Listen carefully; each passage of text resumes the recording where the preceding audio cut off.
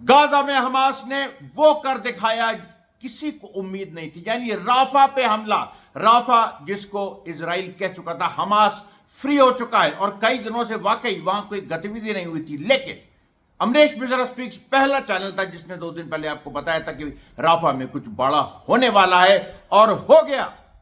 ये 21 जुलाई और 22 जुलाई, यानी आज 22 जुलाई 2025 है, 21 की रात और 22 की सुबह राफा में बड़ा हमला हो गया है। इजरायली सोल्जर्स, कम से कम 3 इजरायली सोल्जर्स मारे गए हैं। एक की मौत तो इजराइल ने मान भी ली है, उसके साथ कई घायल हैं, और उसमें कुछ ऐसे नाम हैं जो इजराइल के जो कुछ प्रमुख पर्सनालिटीज हैं उनके बेटे हैं। यह हमास ने काम किया है, चिन्हित करके मारा है, वो भी राफा में। पूरी इजरायली सेना सन्न है। और उसके अलावा 2 और बड़ी घटनाएं हुई। देर अल-बला और खान यूनिस के बीच एक बड़ी झड़प हुई जिसमें हमास फिर विजयी रहा। उसके बाद खान यूनिस में तीसरी झड़प हुई जो अभी भी जारी है। और जो एक बर्क से, जो मैंने आपको बताया था कि जो बर्क की बारिश जो हमास ने की थी, कल के थंबनेल की हेडलाइन भी थी वो, और उससे भी इजरायली सोल्जर्स कम से कम 2 उनके मारे जाने की सूचना है। सेटलर प्लेटफॉर्म्स कह रहे हैं वो मारे गए, लेकिन इजराइल अभी उसको डिनाई कर रहा। अब देखिए, अब और भी बड़ी बड़ी खबरें। जैसे जैसे इजराइल घिरता जा रहा है गाजा में, वैसे वैसे वो ईरान के खिलाफ फिर से युद्ध शुरू करना चाहता है, क्योंकि सीरिया में भी उसका गैम्बल अब एक लेवल के आगे नहीं चल पाया। अल शरा सरेंडर कर गया, सब कुछ हो गया, लेकिन जो वहां पर ट्राइबल सुन्नी फाइटर्स हैं उनका एक बड़ा ग्रुप जो एंटी इजराइल, वो अल शरा से कट गया। और आज एक बड़े सुन्नी स्कॉलर, सीरिया के सुन्नी स्कॉलर जो अशारी स्कूल के हैं, उन्होंने अब्दुल वहाब को लिटरली कहा कि अब्दुल वहाब कहीं भी सीरिया में मान्य नहीं है, अब्दुल वहाब को हम नकारते हैं, वो हमारा शेख नहीं है, हम अशारी सुन्नी हैं। और अब्दुल वहाब अशारियों के खिलाफ था। और अशारी सुन्नी मैं आपको बता दूं जिनको नहीं पता, सुन्नी इस्लाम में एक स्कूल है जो वाकई रीजन को और इज्तिहाद को मानता है। शाह वलीउल्लाह इसी स्कूल के थे। शाह वलीउल्लाह इतने बड़े नाम, साउथ एशिया के सबसे बड़े सुन्नी। कौन सा ऐसा सुन्नी हिंदुस्तान का है जो शाह वलीउल्लाह को नहीं मानता है? अभी बताओ, उसको बाहर कर देंगे, बाहर करवा दिया जाएगा उसको, बरेलवी हो चाहे देवबंदी हो। शाह वलीउल्लाह के आगे सब झुकते हैं। और मैंने सबसे पहले शाह वलीउल्लाह का जो कंट्रीब्यूशन है, 18th सेंचुरी में उन्होंने कुरान को अरबिक से पर्शियन में ट्रांसलेट किया। मैं थोड़ा डाइग्रेस करता हूं, वो करना पड़ता है क्योंकि एक व्यापक फलक में हमें फिलिस्तीन में जो आज लड़ाई हो रही है उसकी बात करनी है। ईरान को लेकर देखिए, एक बड़ी पहलकदमी इजराइल लेने जा रहा है, उसके बारे में भी आपको बताएंगे। सीरिया का मैंने मेंशन कर ही दिया। उसके अलावा और भी जो ह्यूमैनिटेरियन सिचुएशन जो गाजा में है, जिस तरह की जो अभी सिविलियन जो शहादतें हो रही हैं उनके बारे में भी बात करेंगे। और दुनिया में रशिया और चाइना, अमेरिका, खासतौर पे अमेरिका किस दिशा में जा रहा है उसके बारे में भी हम बात करेंगे। सबसे पहले देखिए, हम आते हैं जो हमने जहां से शुरुआत की थी, हमास का राफा पर एक डिसाइसिव हमला। अब ये देखिए, जो बड़ी बात हो गई। अब इसमें हुआ क्या? अभी देखिए, 143rd डिवीजन इजराइल की आईडीएफ की ऑपरेट कर रही है राफा में, ठीक। अब वहां पर इयाल जमीर जो कि आईडीएफ चीफ है, वो कह चुके हैं कि हमने राफा ब्रिगेड को हरा दिया। आज नहीं, उन्होंने हमास की राफा ब्रिगेड को हरा दिया। और ये बात आज नहीं कही, ये इन्होंने करीब 1 महीने पहले कही थी। और इसीलिए वो कह रहे थे कि हमने राफा में हरा दिया हमास को, अब खान यूनिस और ये शुजैया, देर अल बला और फिर बेत हनून, इन 3 जगहों पे हमको और हराना है। अब राफा में 143rd डिवीजन इजरायली आर्मी की इलीट डिवीजन है, और डिवीजन है ये, इसमें कम से कम एक डिवीजन में 5 से 10,000 सोल्जर्स होते हैं। इस डिवीजन के एक खास बटालियन, एक खास कंपनी पे हमास ने अटैक किया। और वो जो अटैक हुआ है उसमें देखिए, सामने से अटैक किया हमास ने, इजरायली सोल्जर्स भागे। वही एक जो पहले भी पैटर्न हो चुका है, इजरायली सोल्जर्स भागे, उनको राफा में हमले की उम्मीद नहीं थी, वो भागे। उन्होंने एक मकान में शरण ली और उस मकान में उन्होंने हमास ने फिर आरपीजी लॉन्चर से मार दिया।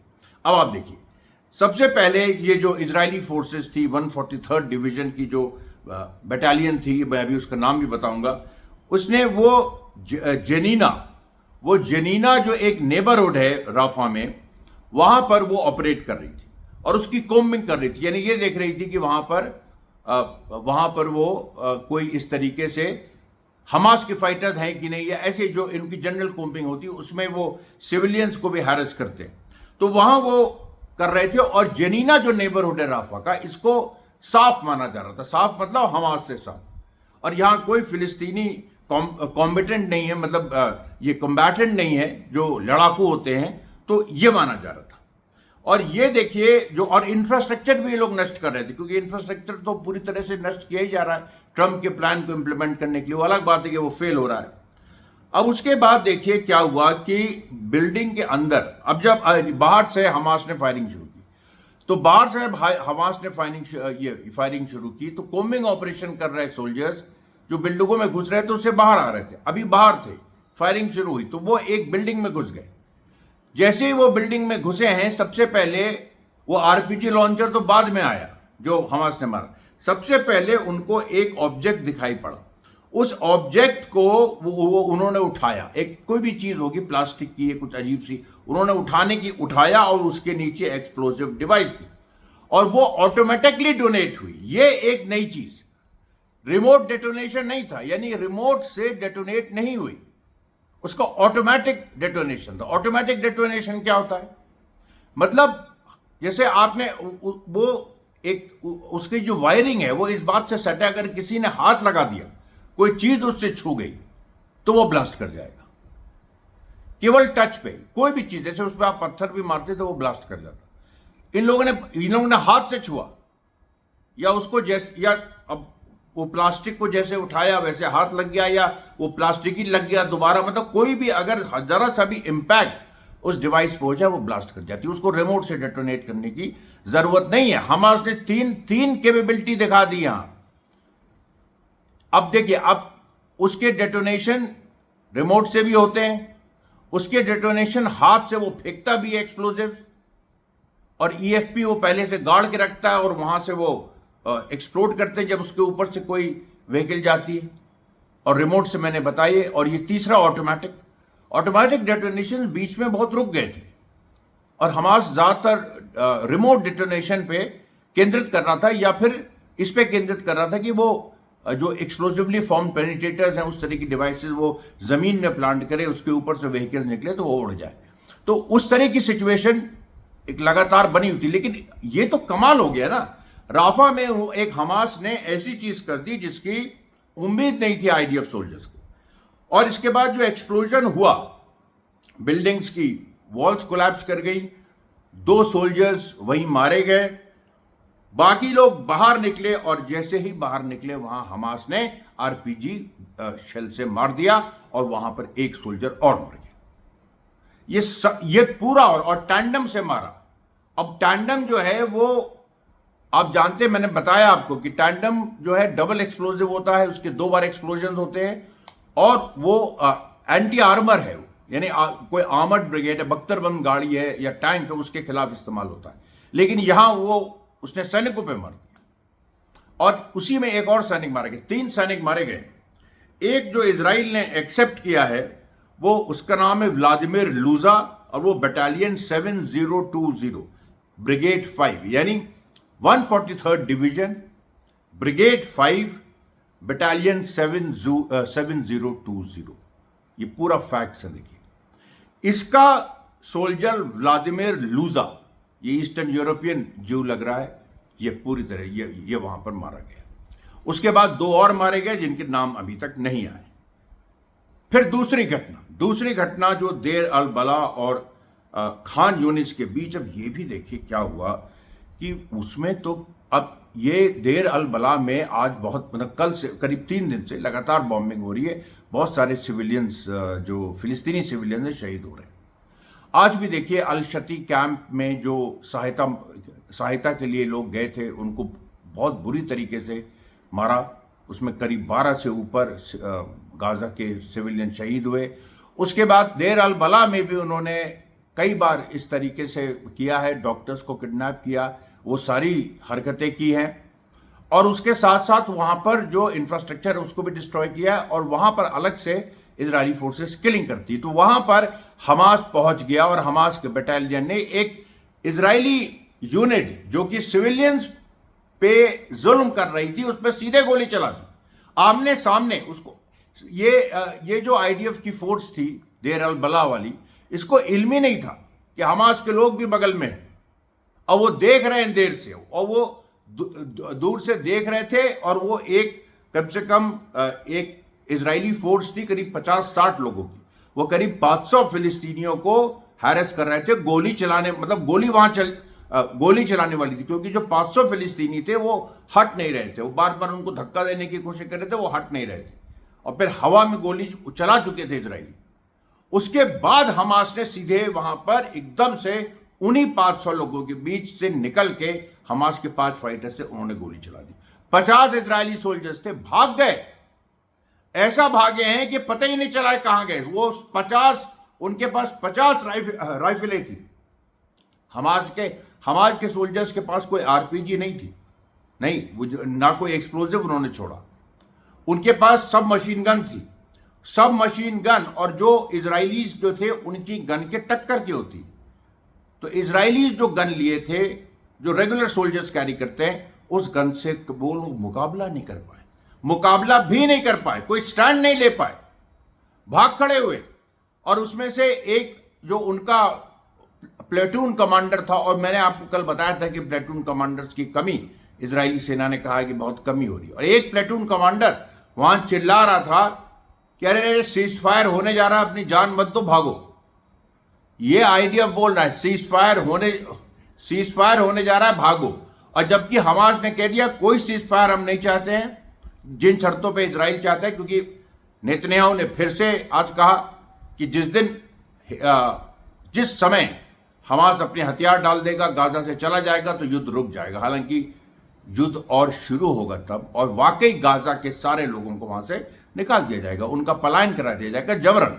ये पूरी प्लानिंग है, सब लोग जानते हैं। जैसे ही हमास हटा और कुछ है ही नहीं, वहां पर 20 लाख लोगों को निकाल दिया जाएगा, और जो नहीं रहेगा उसको गोली मार दी जाएगी, सीधी बात है।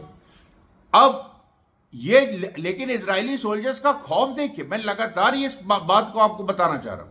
खौफ, हमास का खौफ, और हमास मुस्लिम ब्रदरहुड का प्रोडक्ट है।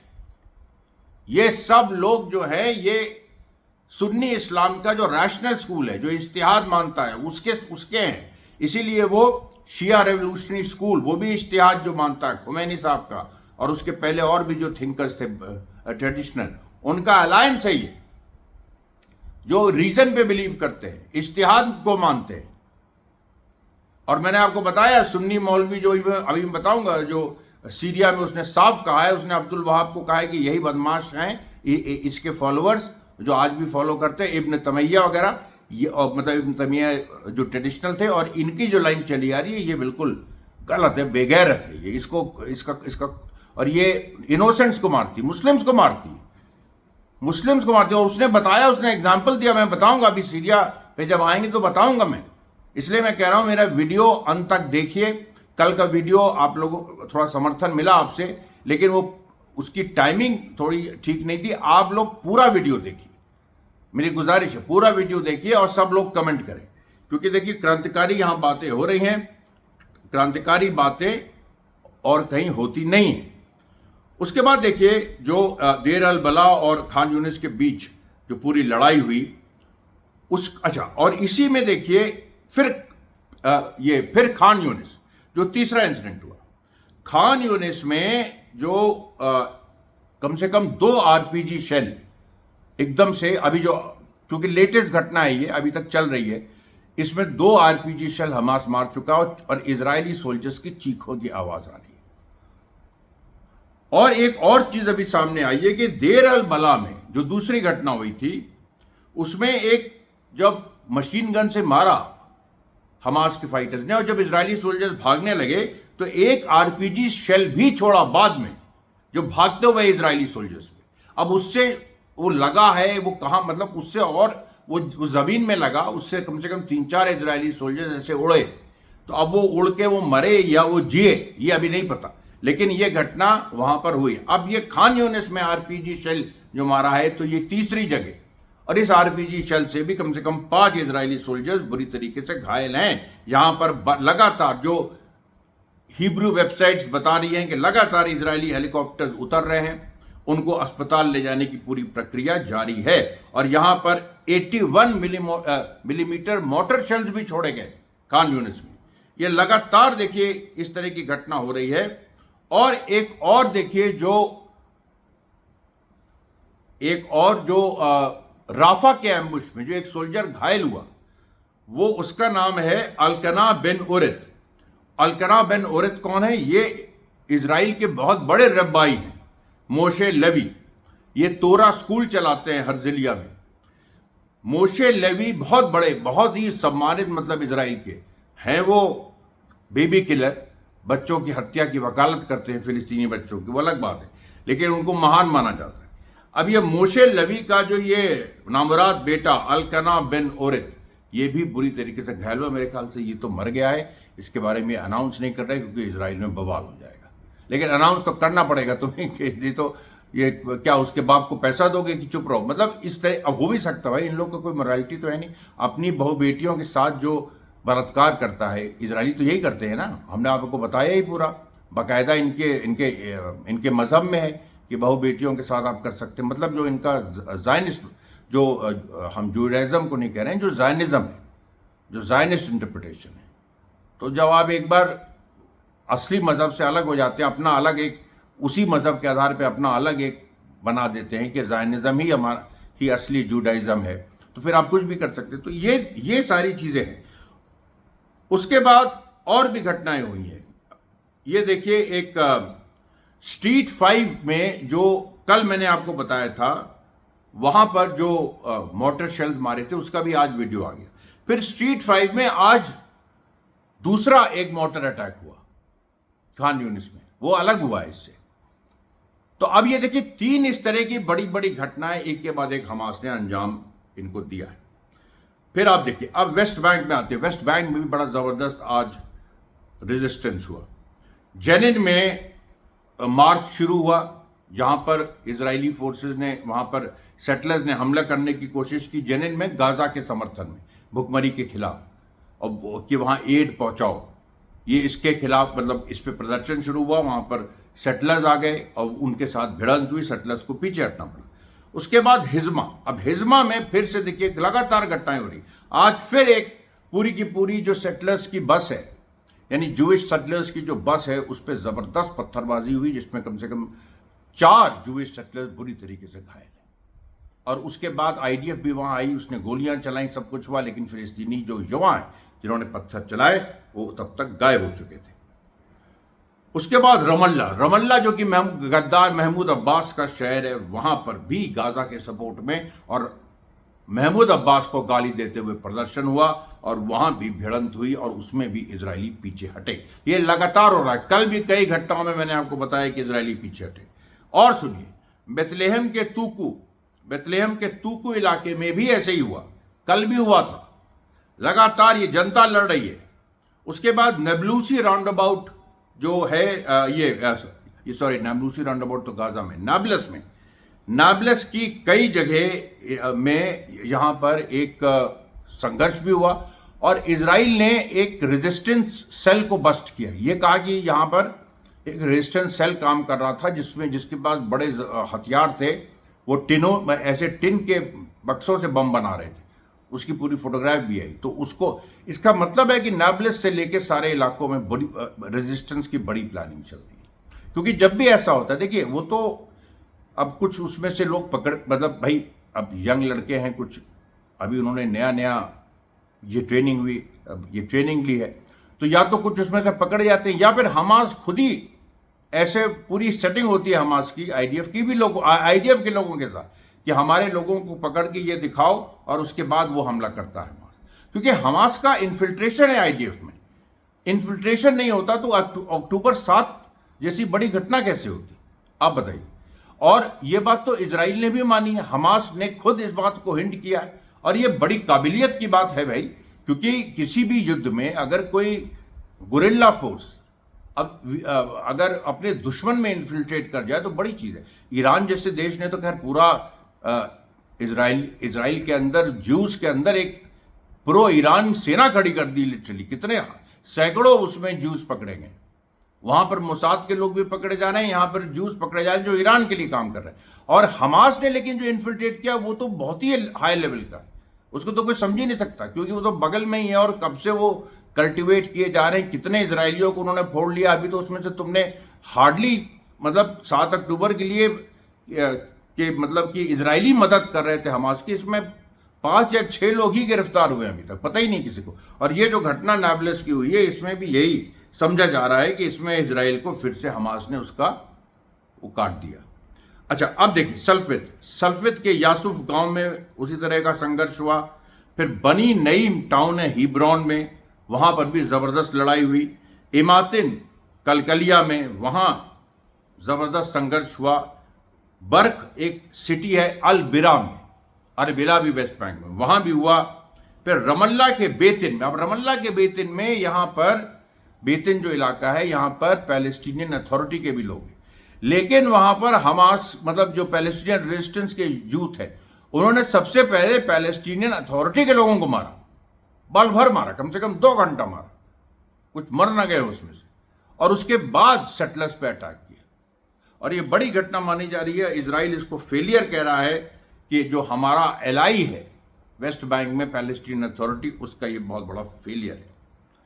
उसके बाद देखिए जेरिको जो कि साउथ में और साउथ वेस्ट बैंक में बहुत ज्यादा रेजिस्टेंस नहीं माना जाता है, लेकिन जेरिको जो है वहां पर शलाल अल उजा जो एक शहर है जेरिको का, वहां पर भी इजरायली फोर्सेस ने हमला किया और उसके खिलाफ स्टैंड हो गया। उसके खिलाफ फिलिस्तीनी जो वहां के बाशिंदे हैं वो खड़े हो गए, पत्थरबाजी शुरू हो गई और इजराइल ने उम्मीद नहीं की थी, वो पीछे हटना पड़ा। और देखिए जो बड़ी एक घटना हुई है अंतर्राष्ट्रीय। अब अंतर्राष्ट्रीय घटना क्या हुई ये देखिए, ये मिलिटेंट घटना है। ये विरोध प्रदर्शन केवल नहीं है या गाजा के समर्थन में जो पूरी दुनिया में हो रहा है वो नहीं है केवल। इसमें क्या हुआ कि एक ग्रीस देश है, ग्रीस देश का एक बंदरगाह है, उस बंदरगाह में इजरायली छुट्टी मनाने गए थे ऐसे ही, केवल उसमें कुछ सोल्जर्स भी हैं और सिविलियंस भी। वो एक नौका पे केवल और वहां झंडा अपना इजराइल का लगाए हुए थे, और वो पूरा वो जो नौका है वो बंदरगाह से ग्रीस के एक बंदरगाह से वो छूटी और वो घूम के वापस आ रही थी। जब तक वो वापस आई तब तक हजारों प्रदर्शनकारी वहां पर पहुंच चुके थे बंदरगाह में, उन्होंने घेर लिया उसको। अभी तक जो लास्ट रिपोर्ट 1 घंटे पहले की है कि अभी तक उसको उन्होंने इजरायलीज को लैंड नहीं करने दिया। फिर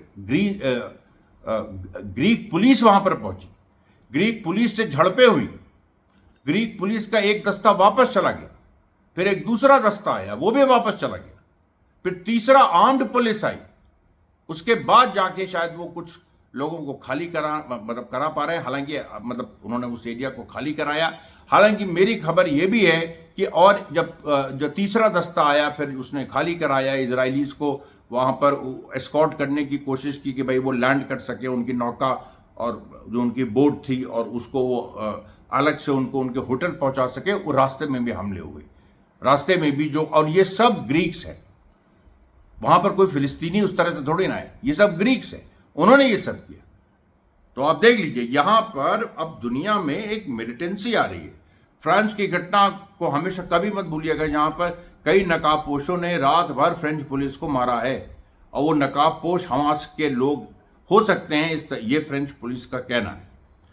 उसके बाद देखिए जो एक आज भी कम से कम भूख से कम 4 मारे गए, उसमें से 2 बच्चे थे, और उनके वीडियोस भी मैंने डाले हैं अपने एक्स प्लेटफॉर्म में, टेलीग्राम में, गाजा में जो हो रहा है, और जो भूख से, और उसके बाद इसके अलावा जो 2 बच्चे मारे गए और उसमें 2 वयस्क भी, वो लोग मैल न्यूट्रिशन से शहीद हुए, और करीब 15 लोग ऐसे हैं जो मैल न्यूट्रिशन या उससे जुड़े जो मेडिकल कॉम्प्लिकेशन है उसके चलते वो मारे गए। और जो टोटल जो गाजा में आज शहीद हुए उनकी संख्या करीब 52 है।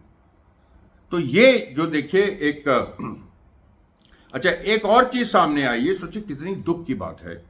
एक वीडियो आया आज कि जिसमें एक फिलिस्तीनी एक फरमान लिए हुए था। वो फरमान 1944 का है, जब उस समय फिलिस्तीन एक मतलब ब्रिटिश मैंडेट में था, लेकिन एक तरह से इजराइल नहीं बना था। तो वहां पर इजिप्ट जो है 1944 में इजिप्ट धन्यवाद दे रहा है गाजा के लोगों को कि आपने इजिप्ट के गरीबों की मदद की। और आज क्या हालत है? आज यह हालत है कि गाजा में लोग भूख से मर रहे हैं। ये इसलिए नहीं कि उनके पास पैसा नहीं है, इसलिए नहीं क्योंकि तुम कुछ घुसने नहीं दे रहे हो वहां, और वहां लोग मर रहे हैं और इजिप्ट कुछ नहीं कर रहा है। इजिप्ट का अल सीसी अय्याशी में लिप्त है, मोहम्मद बिन सलमान तो खैर है ही अय्याशी में लिप्त, अर्दोगन भी, और अल शरा तो है ही, वो तो गुंडा टाइप का है, वहाबी है, तो उसकी तो कोई नैतिक मूल है नहीं, इब्न तमैया का फॉलोअर है। तो ये जो देखिए बात है, ये जो बात है ना, ये एक बहुत एक नई तरह की चीज सामने आई। उसके बाद देखिए ये बात भी एक आज घोषणा हुई है गाजा मिनिस्ट्री ऑफ हेल्थ ने कि अब स्थिति बहुत विकट हो गई है। और अभी क्या है कि एक बड़े लेवल पे जो मास डेथ्स हैं, यानी एक साथ एक दिन में 10-10, 15-15 लोग, 20-20 लोग भूख से मरे, मेल न्यूट्रिशन से या किसी भी उससे, क्योंकि बहुत सारे मेडिकल कॉम्प्लिकेशन है, खाने को नहीं, आप दवा भी खत्म हो गई है, लेकिन दवा जो है भी वो भी आप दे रहे हैं, तो उससे क्या मतलब, उससे क्या होगा? अच्छा, उसके अलावा आपने आपको बताया था शायद कि डॉक्टर जो वहाँ के जो हेल्थ वर्कर्स हैं, वो जो है अब 2-2 वक्त का खाना नहीं खा रहे हैं और बाद में खा रहे हैं, 2 दिन में एक बार खा रहे हैं, और पानी में नमक मिला के पी रहे हैं, उससे अपने को उससे सर्वाइव कर रहे हैं। ऐसी स्थिति में यही स्थिति आम जनता की भी है, तो ऐसे में तो किसी को कभी भी कोई कॉम्प्लिकेशन आ सकता है, उसकी मृत्यु हो सकती है, और बच्चों की भी यही स्थिति है। इस बात को देखिए, और देखिए 25 यूरोपियन देशों ने जो इजराइल के साथ हैं, उन्होंने अपील की है, जिसमें इंग्लैंड भी है, कि इसको किसी भी, अब इसको टॉलरेट नहीं किया जा सकता। खैर ये लोग बहुत लंबे समय से कह रहे हैं, पर अरब मुल्कों ने तो वो भी कहना बंद कर दिया है, कोई बयान नहीं आया अरब मुल्कों का।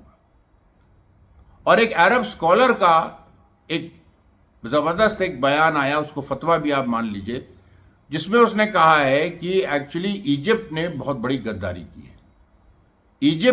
अगर इजिप्ट जनता पे छोड़ देता, यानी इजिप्शियन जनता पे छोड़ देता, तो इजिप्शियन जनता वो जो राफा में इजरायली सेना से लड़ लेती, उसमें लोग शहीद होते, लेकिन इजरायली सेना को पीछे हटना पड़ता, कितने लोगों को मारते।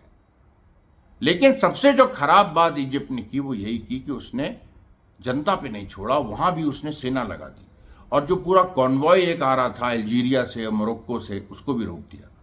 जो पूरा मदद लेके गाजा आ रहा था उसको भी रोक दिया। इजिप्ट का बहुत ही गंदा रोल रहा है, इजिप्ट को रहने का कोई अधिकार नहीं। ये सब लोगों को देखिए, ईरान, यमन, हमास और जो भी अशारी सुन्नी हैं वो सबक सिखाएंगे, जो असली सुन्नी हैं वो सबक सिखाएंगे, सीरिया के जो जावाज सुन्नी हैं वो सबक सिखाएंगे। उसके बाद आप देखिए जो अभी तक अब फैमिन से, यानी अकाल से मृत्यु 101 लोगों की हो गई है, ये केवल पिछले 4-5 दिनों के आंकड़े। अकाल बता, और ये मैन मेड फैमिन है, इसमें कहीं से भी प्राकृतिक आपदा तो है नहीं।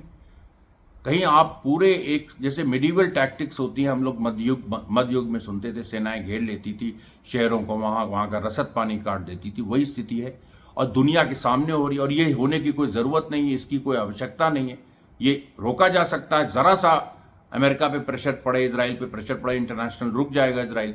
लेकिन इसमें देखिए यही है। और इसमें अभी जब अरबिक मुल्क कुछ नहीं कर रहे हैं, तो फिर आप क्या किससे उम्मीद करते हैं? फिर भी दुनिया में जो यूरोपियन यूथ हैं, बाकी जगह जो जनता है, अब इजिप्ट की जनता को आगे नहीं आने दिया जा रहा है तो विद्रोह करेगी। अच्छा, आज भी देखिए और भी खबरें आई, मैंने बताया आपको कि ट्यूनीशिया के जो फॉर्मर प्रेसिडेंट थे वो भूख हड़ताल पे जा रहे हैं। नॉर्थ लेबनान में आज कुछ ऐसे लोग सामने आए, उन्होंने कहा हम भूख हड़ताल में जाएंगे। तो भूख हड़ताल भी बढ़ती चली जा रही है। मैंने कल भी ये सवाल किया था, और आज भी क्या है, और आज भी करूंगा, पाकिस्तान में कोई भूख हड़ताल पे जा रहा है? इतने वहां मदरसे और ये समय, कोई क्यों नहीं जा रहा है भूख हड़ताल पे पाकिस्तान में? भारत में इतने सारे सुन्नियों के इदारे हैं, वो क्यों नहीं भूख हड़ताल पे जा रहे हैं?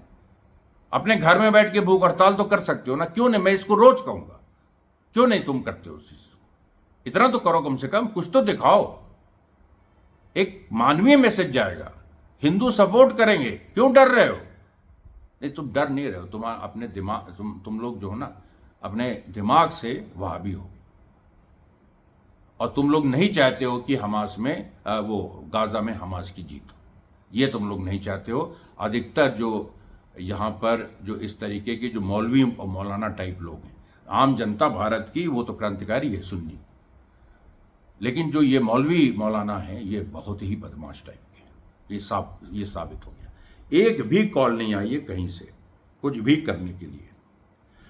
उसके बाद आप देखिए यमन, अब यमन ने जो ऑपरेशंस किए आज, वो देखिए यमन ने अब बड़ी दबंगई से उसका ऐलान किया और कहा कि देखिए हम लोगों ने और आज फिर से बेन गुरियन एयरपोर्ट पे स्ट्राइक हो गई, फिर से इजरायली एयर स्पेस बंद हो गई, अशदोद में भी उन्होंने मारा, एश्केलॉन में भी उन्होंने मारा, और यमन पे कल रात को ही इजराइल ने हमला किया था और काफ़ी वहाँ नुकसान भी पहुँचाया था। लेकिन यमन के जो हथियार हैं वो इजराइल को पता ही नहीं कहाँ है, क्योंकि इजराइल तो इस बात को मान चुका है कि हम लोगों से एक बहुत बड़ी गलती हुई, यमन को हम लोगों ने ख्याल ही में नहीं रखा। हम लोगों ने सोचा कि यमन जो है वो तो सऊदी अरेबिया से लड़ने के लिए ईरान ने खड़ा किया है। इधर ईरान ने सऊदी अरेबिया से दोस्ती कर ली, मतलब उस तरह की, मतलब कम से कम हॉस्टिलिटी ना हो, और चाइना ने उसमें मीडिएट भी किया, तो सऊदी अरेबिया साथ नहीं दे रहा था, जिसके लिए शर्मनाक है, उसको जवाब देना पड़ेगा। लेकिन वो कुछ बहुत एग्रेसिव बोल भी नहीं रहा है, तो एक वो वाली तो बहरहाल इजराइल ने ये सोचा था कि यमन जो है वो सऊदी अरेबिया पे हमला करेगा, उसको नहीं पता था कि यमन इजराइल पे पलट के हमला कर देगा, और यही हो रहा है। और इसीलिए इनको कोई आइडिया नहीं है, मोसाद का कोई नेटवर्क वहाँ नहीं है, जो भी थोड़ा बहुत था वो वहाँ पर ख़त्म कर दिया गया है। तो और सऊदी अरेबिया वगैरह ने तो कोई अपना नेटवर्क वहाँ बनाया ही नहीं, उनके जो थोड़े बहुत एजेंट्स थे उनको भी हुतीज़ ने मार के ख़त्म कर दिया। उसके बाद देखिए फॉक्स न्यूज़ को इंटरव्यू देते हुए जो ईरान के फॉरेन मिनिस्टर अराक्ची हैं, उन्होंने साफ कह दिया कि हम हमास को सपोर्ट करते हैं, हम हिजबुल्लाह को सपोर्ट करते हैं, और हम हुतीज़ को सपोर्ट करते हैं। उन्होंने कहा कि ये सब लोग फ्रीडम फाइटर्स हैं, हमास फ्रीडम फाइटर है, किसी की हिम्मत है। तो अभी मोहम्मद बिन सलमान ने कहा, ये अल सीसी ने कहा, वो जो मवाली है अल शरा, उसने कहा, किसी ने कहा इस तरह से, किसी ने कहा। और जो भारत में जो अल शरा को सपोर्ट करते हैं उनसे मैं पूछना चाहता हूं, जो कुछ बुजुर्ग भी हैं, वरिष्ठ भी, जिनकी मैं कभी इज्जत करता था, आज नहीं करता, अल शरा जैसा मवाली बदमाश गुंडा, उसने कुछ कहा, हमास को फ्रीडम फाइटर कहा उसने, तो क्या फायदा, उसके जिंदा रहने का क्या मतलब? ये देखिए पूरे एक इस्लाम के सामने, पूरी ह्यूमैनिटी के सामने ये बहुत बड़ा सवाल है। और इस सवाल के साथ मैं आज का ये प्रसारण समाप्त करता हूं। कल मैं फिर आपके बीच हाजिर होऊंगा, तब तक के लिए धन्यवाद साथियों, बहुत बहुत धन्यवाद।